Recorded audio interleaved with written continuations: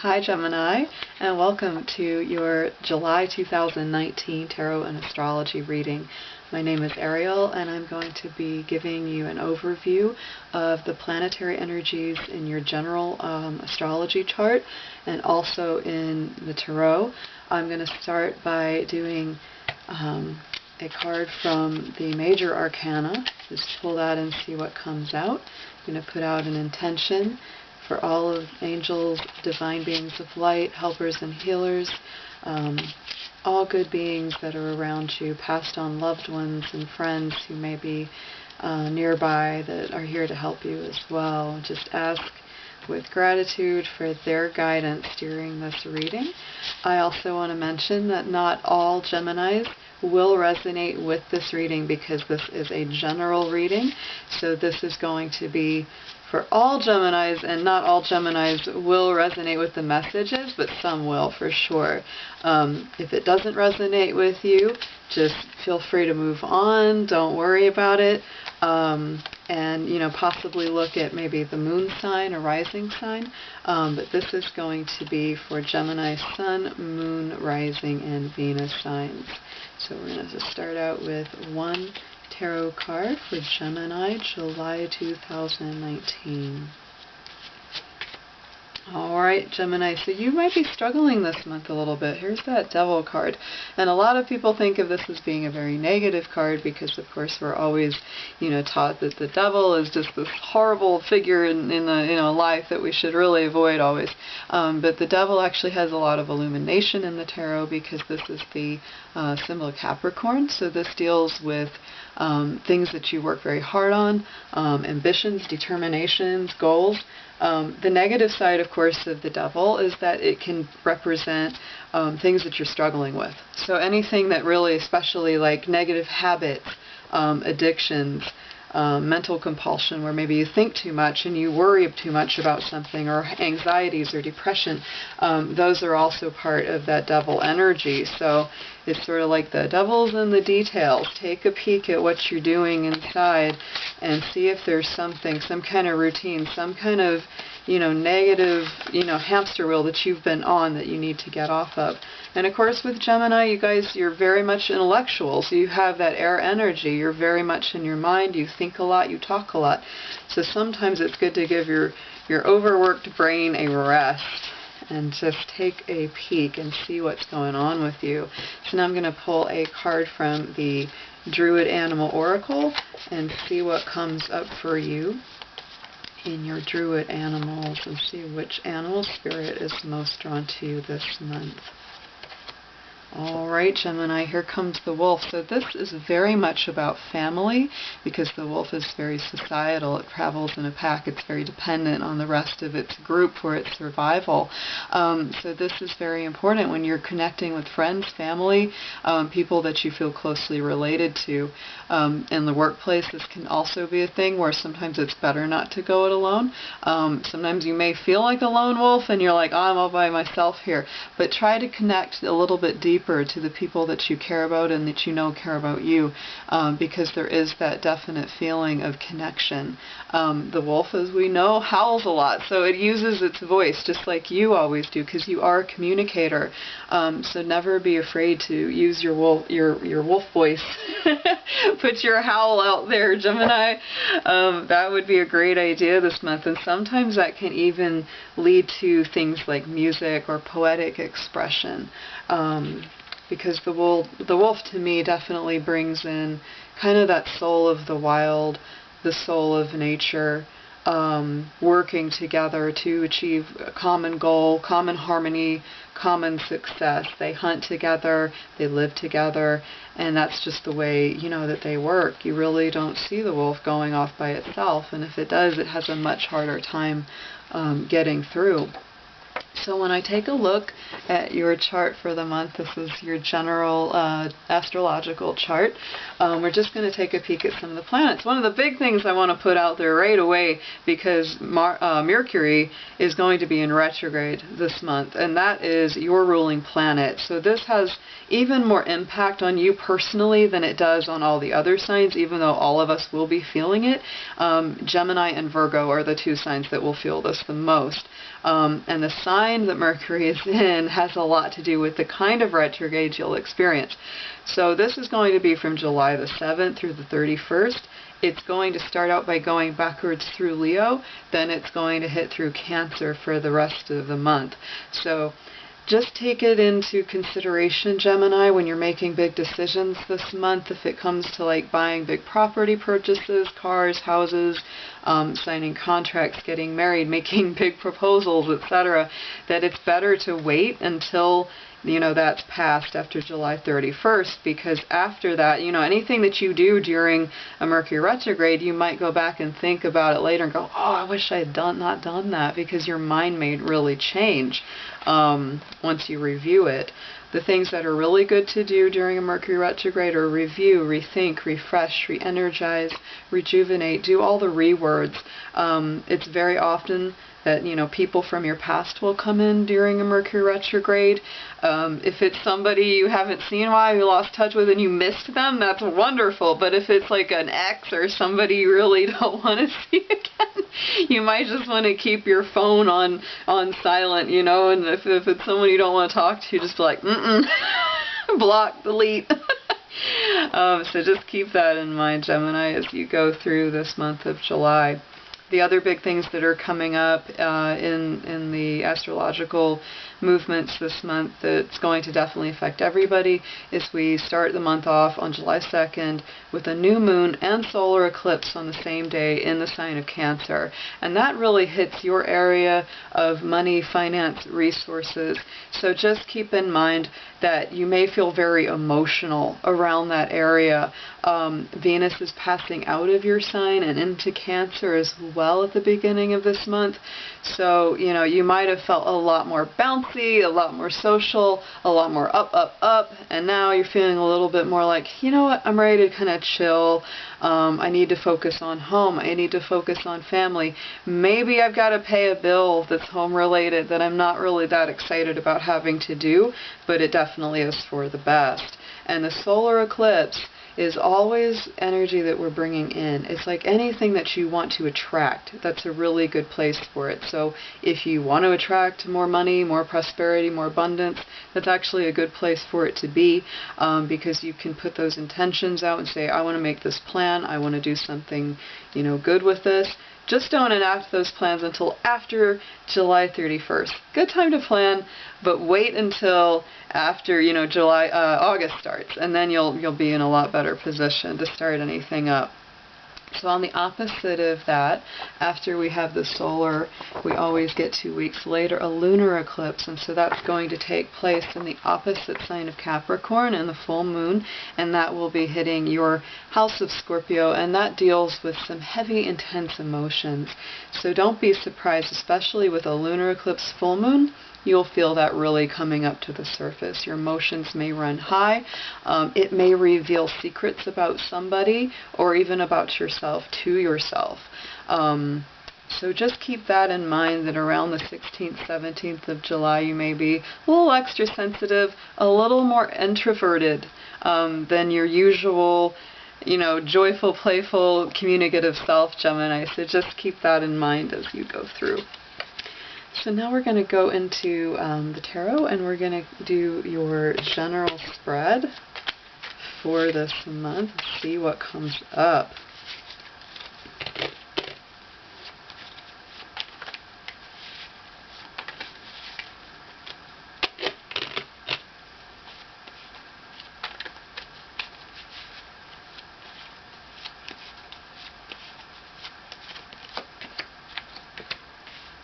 It's definitely a month where some healing is involved. Oh my goodness, Gemini. Wow. These are good. Oh my goodness, these are good. You've got like one of the best readings so far. Oh my goodness. I can't wait to show all these to you. Wow, Gemini, you are in a good spot right now. I think you don't have a whole lot to worry about. So your first card coming up is the Sun. This is the same as the Sun in the traditional deck, so this is bright energy, it's optimistic. It embraces that sense of innocence. I love this image of, the man who's, like this old sage, and it's like, completes the cycle. You become so old, you become young again, and everything is a joy. Everything is, the simple pleasures, the brightness of life. And that's overlaid by this King of Water, King of Cups. So this is really all about healing. This is about refocusing and re-energizing. Here's the third eye, the heart chakra, the solar plexus, balancing all those parts of the system. Because I think in the immediate past, Gemini, you were kind of really stressed. There were some big stresses. You had the King of Pentacles overlaid by the Stress card. So, I think that probably work has been really stressful in the immediate past. There's been a feeling where you have to take on so many things at once, and people expect you to do like 10 things when you can really only commit to maybe 3 or 4, and they just keep piling it on you, and it's like, this is too much, and it's throwing your balance off.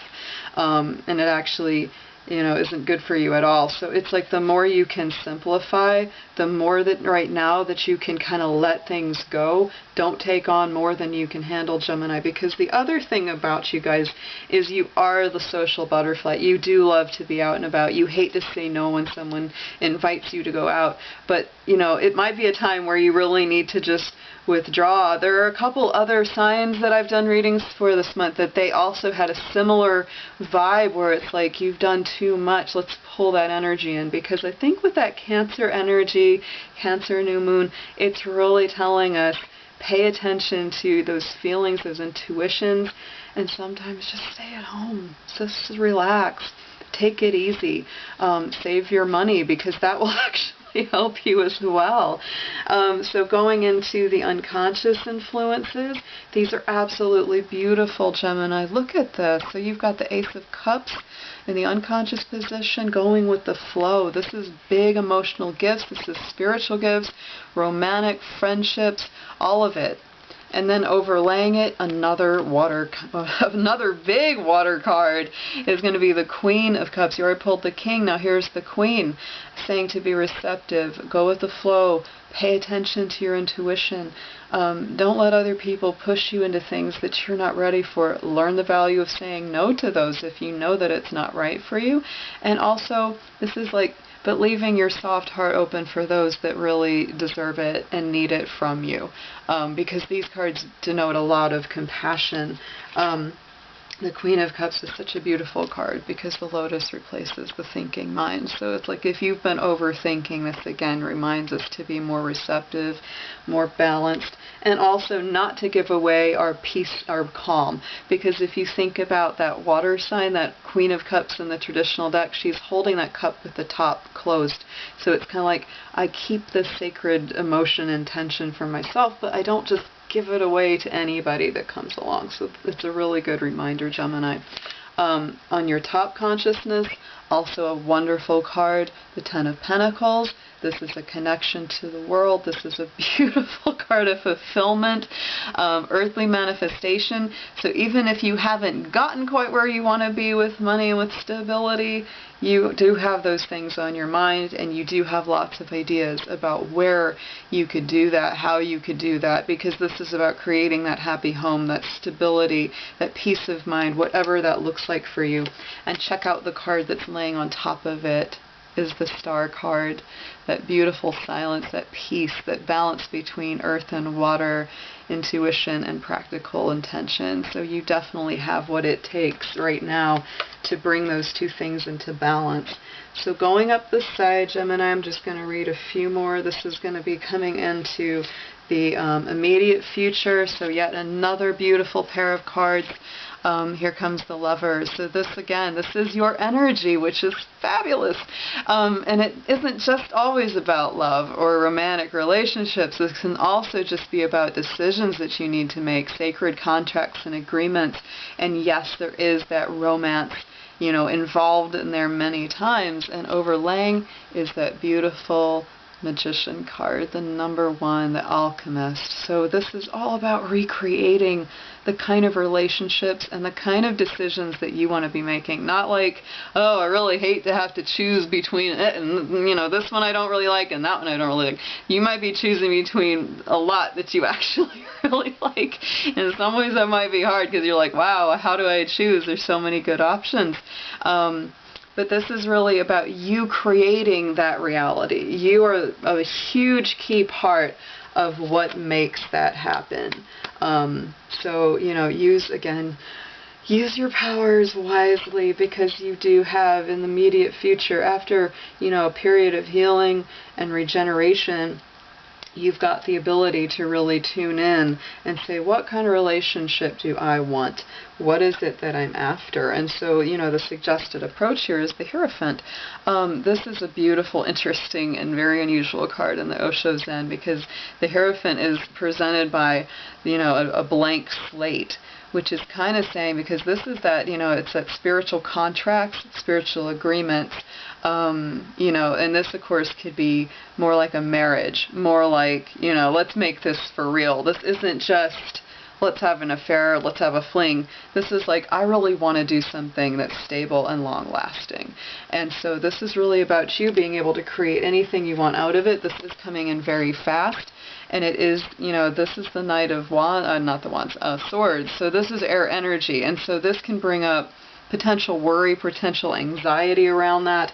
Don't let that get the best of you. That's really just telling you, don't let worry interfere in this, because really you've got some beautiful stuff coming along. What you need to know is that you do have options.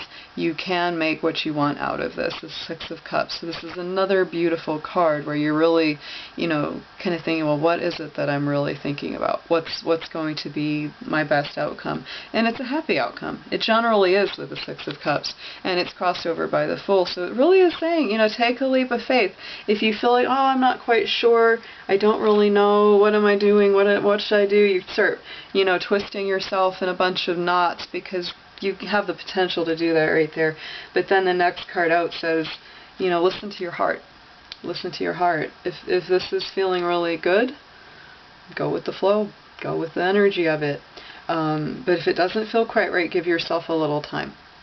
So the hopes and fears around this, I think honestly right now, Gemini, you're kind of afraid of ending up alone again, or having to do everything on your own again, because I think, you know, there's been times in your life where you really were, and I think Gemini in so many ways is very much a partnership sign, just like Libra. It needs a balancing act. It needs somebody to hold its hand a little bit at times, because that just feels better. But at the same time, you know, don't worry too much about this. I don't think that means you're going to end up alone. I think it just means sometimes you need to take time to yourself. That's that Hermit card. So this is still about the spiritual soul sinking, you needing to go on your journey, to do your quest, to do your things, because you're still in a transformative period. Check that out. I love this card. Even though this is considered the Death card, I think the Transformation card is one of the most beautiful and powerful of the entire deck. I absolutely love the imagery on here of the phoenix rising from the ashes, you know, the shedding the snakeskin, breaking the chains. It's, you know, the sword that cuts through illusion. The whole thing is represented in that card. It's absolutely glorious. So I think that, you know, any kind of transformative work that you have to do, you may just need a little time. You may just need a little time, a little space, but I don't think it's something that you should be fearful of, even if you are. You may be afraid of that, though. Right now you're kind of hoping, well, I hope that this isn't too hard. I hope that it's, you know, I'm scared that it might be. Any kind of big, you know, things and big hurdles that you have to go through. But just take a little time to yourself, because ultimately the potential outcome is gorgeous. You've just got a fabulous reading this month, Gemini. This is the Queen of Earth, Queen of Pentacles, very balanced, very stable, crossed over by the Success card, Six of Wands, victory. Absolutely gorgeous, Gemini. I can't say anything better about this reading. Any difficulties you've got, I think they're going to get surmounted. You got a lot of air and a lot of water. So, you know, Cancer, Scorpio, Pisces, Aquarius, Libra, and other Geminis, you know, may be a big part of this journey that you're on right now. or at least people that are intuitive, because I think of both of those signs as being intuitive, the air signs being more intellectually intuitive, and the water just being heart and soul intuitive. So let's pull a few, I'm going to pull an Archangel card for you. See what comes up there in this deck. Alright, Indigo and Crystal Children. So you might actually, either you are a Crystal or Indigo child, or you're working with children or other people that are very sensitive as well. So just keep that in mind about yourself and about others, that you're working with people who are more sensitive than usual. And we're all a little more sensitive when the sun is in Cancer. I'm going to pull one Oracle card. So it comes out there. Alright, Gemini. So this may be what was being addressed, you know, with that Hermit and the Transformation card, is letting your past go. Anything that's been, you know, difficult or painful. Especially if you have other signs in your chart that tend to hang on to the past a little bit more and dwell on it a bit more. It says, the burden of carting your past around has made you weary, dear one. It's time to set this burden down. Keep only the lessons and the love, and leave everything else behind. You don't want it or need it, and now it is gone. So Gemini, what a beautiful reading. I am absolutely thrilled for you. I think that even if you're going through some difficult periods or anything's challenging right now, the sun is coming up, hon. The sun is coming up, and I'm so excited to be the one to tell you that. So this is a brand new channel. I just started this week. I've been reading tarot and astrology for many years, and so now I am a Chinese Year Dragon, and this is my Dragon Tail Tarot channel. Please subscribe if you enjoyed. Click like and share with your friends. Thank you for visiting, and I will be back soon. Take care.